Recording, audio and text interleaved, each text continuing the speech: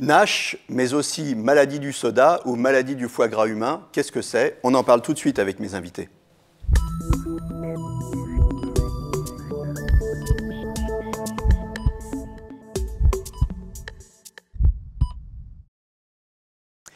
Alors avec moi sur le plateau, le docteur William Bérébi, vous êtes gastro-entérologue et pathologue et vous êtes aussi l'auteur de Diagnostic et Thérapeutique.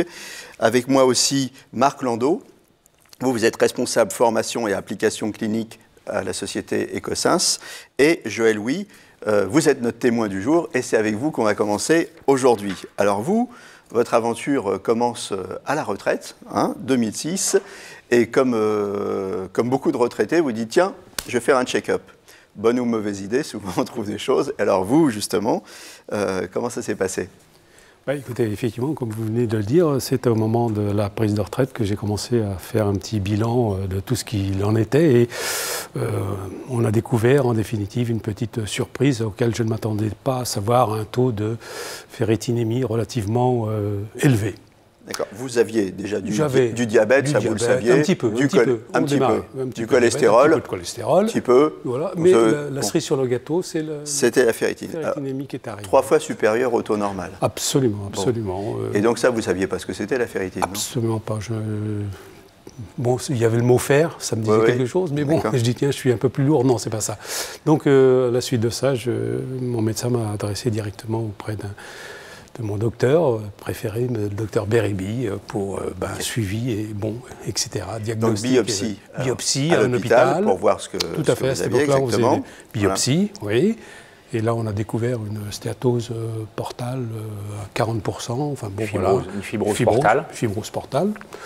Et puis, à la suite de ça, il a été diagnostiqué un traitement à base de prélèvement de sang par saignée. Pas d'alerte, pas de gêne, rien du tout. Vous êtes tombé de l'armoire. Oui, tout à fait. Oui, tout à fait, absolument. Vous alliez au check-up à peu près les mains dans les poches, tranquille, ce qu'on dit. Mais c'était la grande surprise. Oui, je ne savais plus, je m'attendais pas à ça. J'y allais vraiment pour un petit contrôle de routine et juste avant ma retraite. C'est important de le dire parce qu'en fait, c'est une maladie sournoise. On va y revenir. Pas de symptômes, pas de gêne. Et c'est quelque chose qui s'installe qui s'installe progressivement. Tout doucement, avec aucune manifestation particulière. Qui prend de l'ampleur très rapidement. Arrivé à un stade, ça augmente très très rapidement. Les traitements, on va y revenir. Alors, régime alimentaire, finalement, c'est celui que vous suiviez déjà pour le cholestérol et le diabète, c'est ça? Un petit peu. Mais peut-être vous avez fait un petit peu plus attention. Un peu plus attention, donc il fallait se limiter quand même encore. Il y avait un petit peu d'alcool, il fallait supprimer totalement l'alcool, même une petite bière. Enfin bon, on prenait une petite bière de temps en temps, mais enfin, suppression quand même totale de l'alcool. Et puis bon, le reste, il fallait faire attention. Mais vous ne buviez pas beaucoup quand même? Non, pas du tout. Ah non, les triglycérides, les gamma, les machins, tout ça, c'était au bilan, était assez satisfaisant de ce côté-là. Pourquoi c'est arrivé cette ferritinémie? J'en sais strictement rien, tout compte fait. C'est un grand mystère et c'est là où c'était, à mon avis, un peu inquiétant, comme vous l'aviez précisé, parce que bon, c'est insidieux. Vous aviez une alimentation riche, malgré tout, si vous faisiez un peu de cholestérol, un peu de diabète. Il est évident que vous étiez un bon vivant. J'avais un métier qui faisait que j'étais pas souvent à la maison et que restaurant... Quoi, sur la route, non? Oui, beaucoup sur la route, j'étais commercial. Les bouffes clients, tout ça? Oui, enfin on faisait quand même très attention. On n'était pas à l'époque des grandes bouffes, mais on faisait quand même beaucoup de routes, on mangeait. Ceci dit, vous avez perdu beaucoup de poids, non? Tout à fait. Il a fallu perdre combien de kilos là? Par rapport à cette période-là, j'en suis à 12 ou 13 kilos. Oui, donc c'est quand même, significatif. Et alors, plus inattendu, donc on vous a recommandé de faire un régime, et plus inattendu, vous avez fait des saignées. Alors là, on se retrouve à l'époque de Molière, le docteur Doifarus, qui on va vous faire des saignées tout le temps. C'est ce qu'on vous a fait. Tout à fait. Et ça a marché, ça. Alors, c'est comment les saignées? C'est pas comme à l'époque de Molière avec la grosse seringue, mais quand même, c'est le même principe. Quand vous allez vous faire une prise de sang, c'est le même principe, mais au lieu que ce soit une petite fiole de quelques millilitres, là, c'est un flacon de 400 cc qu'on vous retire. C'est ni plus ni moins comme si vous alliez donner votre sang. On vous fait une injection, et puis voilà, le sang coule. Alors, il fallait que je descende très rapidement le taux de ferritinémie en 6 mois, c'est-à-dire de mai 2006 à décembre 2006. il y a eu exactement 12 saignées de 400 cc. Donc c'est un renouvellement relativement très important. Pour en arriver de 900, je ne sais plus la norme, nanogrammes par millilitre, de 900, arriver à ce qu'avait déterminé le docteur, être en dessous des 50 nanogrammes millilitres. Et j'en suis arrivé à 48. Il y a eu, donc c'est bien, dans les objectifs, comme on dit dans le monde des commerciaux. Il a été assidu. Alors ce que vous avez fait, il y a eu ces 12 saignées, et après il y a eu une autre série. Hein, il a fallu stabiliser, c'est surtout ça. Le problème, c'est qu'en définitive, le corps est habitué, je crois, peut-être, je ne suis pas sûr, mais à refaire des tas de choses.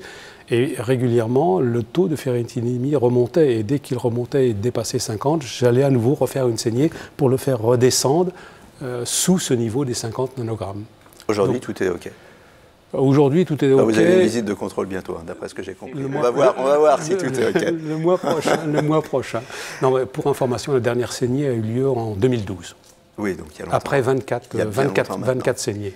Docteur William Bérébi, les NASH, qu'est-ce que ça veut dire d'abord, NASH? Alors, NASH, c'est en français la stéatohépatite non alcoolique. Alors en fait, ça fait partie des stéatoses hépatiques métaboliques et ça va de la stéatose, c'est-à-dire du foie gras, hein, qu'on retrouve à l'échographie, à la stéatohépatite, c'est-à-dire que lorsque le foie est agressé et lorsque les cellules hépatiques commencent à être détruites. Et c'est là où ça devient dangereux, c'est quand il y a une destruction du foie.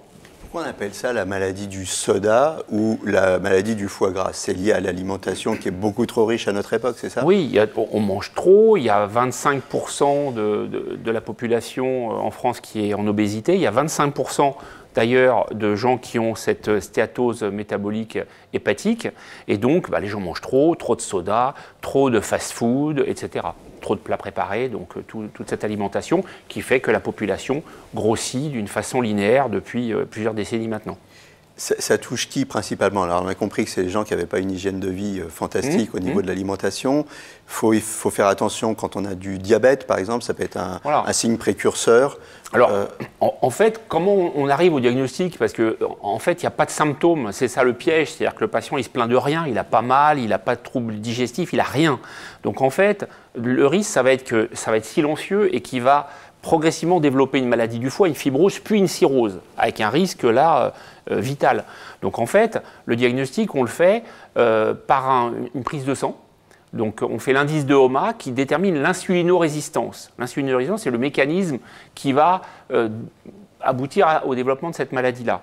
Ça peut être un syndrome métabolique, donc on va trouver chez un patient une hypertension artérielle, une glycémie élevée ou un diabète, comme vous le disiez, un taux de triglycérides élevé, etc. Donc ça, c'est la définition du syndrome métabolique.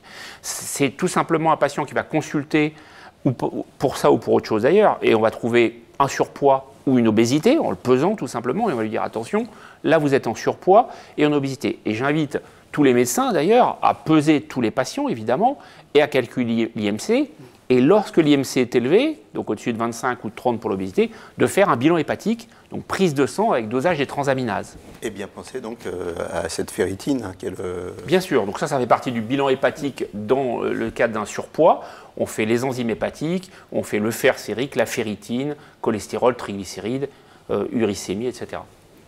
Moyen de détection, donc le bilan sanguin, et aussi on a d'autres moyens d'investigation à notre disposition. Marc Landau. Alors effectivement, aujourd'hui, on a le FibroScan à disposition. Donc le FibroScan, c'est la machine qu'on a aujourd'hui sur le plateau. C'est un dispositif en fait qui est connecté à une sonde que vous voyez là. Une sonde qu'on voit ici. C'est un appareil, donc du coup un examen non invasif. On place la sonde du côté droit, du coup au niveau du foie, entre les côtes. et du coup, le fil, je peux pas. Allez-y. Et du coup, on aboutit à un examen qui nous donne la rigidité du foie, la rigidité hépatique, qui va, elle, être corrélée à la fibrose. D'accord. Voilà, donc ça permet un dépistage et après un suivi des maladies du foie. Rigidité du foie, donc ça veut dire qu'en fait, comment ça fonctionne? Vous envoyez des ondes. Exactement. Et puis, suivant le retour des ondes, ça va vous donner une indication sur la rigidité. Et la rigidité, ça va vous donner une indication sur la sévérité. Donc c'est un résultat en kilopascal en fait. La norme, c'est en dessous de 7,5 kilopascal. Et lorsque c'est au-dessus, ça détermine une fibrose, voire une cirrhose, si on est au-dessus de 14,5 kilopascal, pour être précis. Donc ça va donner une information capitale, puisque le but dans ces pathologies-là, ça va être de savoir si le patient où on en est, à quel stade. Où on en est, entre la graisse dans le foie. Donc la graisse dans le foie, c'est une échographie, on passe la sonde, on voit que le foie est gras. Okay, si les transaminases sont normales, la ferritine normale, le fibroscan, il va nous dire s'il y a de la fibrose. Il y a une prise de sang également, donc un test non invasif, fibrotest, fibromètre, etc. Il y en a une liste importante. Et donc ça, donc le fibroscan plus la prise de sang, ça va nous dire si le patient a de la fibrose et donc s'il a un risque de cirrhose. C'est fiable, ça? Vous n'allez pas me dire le contraire, Marc, mais c'est fiable. Écoutez, aujourd'hui, le fibroscan est quand même massivement utilisé. Il est particulièrement il est utilisé pour le suivi des maladies. Il est très bon pour détecter justement la cirrhose. Les performances cliniques sont aujourd'hui reconnues. Et on peut l'utiliser, voilà, comme on l'a dit, pour le diagnostic et puis le suivi. C'est les hôpitaux ou alors les médecins sont les hôpitaux gastro-entéros non, les hôpitaux et, et certains centres de radiologie. D'accord. En libéraux. Les traitements. Alors, il faut dire une chose, c'est que la biopsie du foie qu'a eu M. Houy, on n'en fait plus beaucoup en réalité. Donc, dans ce cadre-là, ce qu'il faut savoir, c'est que... Ça remplace les biopsies. Enfin, alors, c'est ce que je voulais dire. Ça va permettre de quantifier la fibrose. Donc, on fait moins recours systématiquement à la biopsie du foie. On fait la biopsie dans cette situation-là quand, au fibroscan et sur la prise de sang, on a des arguments qui nous disent qu'il y a une cirrhose.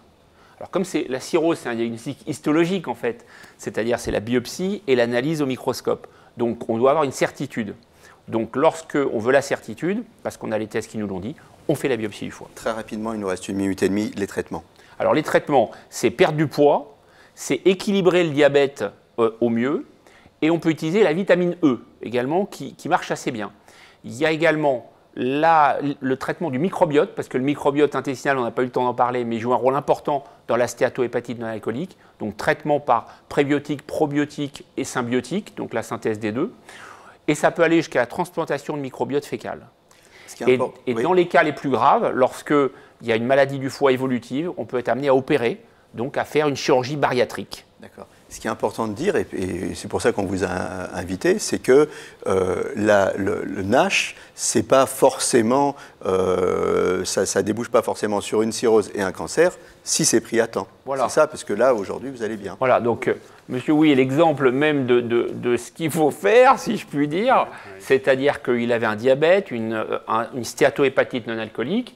Il a fait ce qu'il fallait, c'est-à-dire on avait 3 axes à ce moment-là, c'est perdre du poids, c'est équilibrer le diabète et puis faire les saignées. Voilà, eh bien, écoutez, c'est super. On espère que votre bilan va être très très bon. Hein, et on vous souhaite le meilleur pour la suite. Merci à tous d'être passés sur le plateau de l'émission. À très bientôt pour un nouveau numéro. Et d'ici là, portez-vous bien.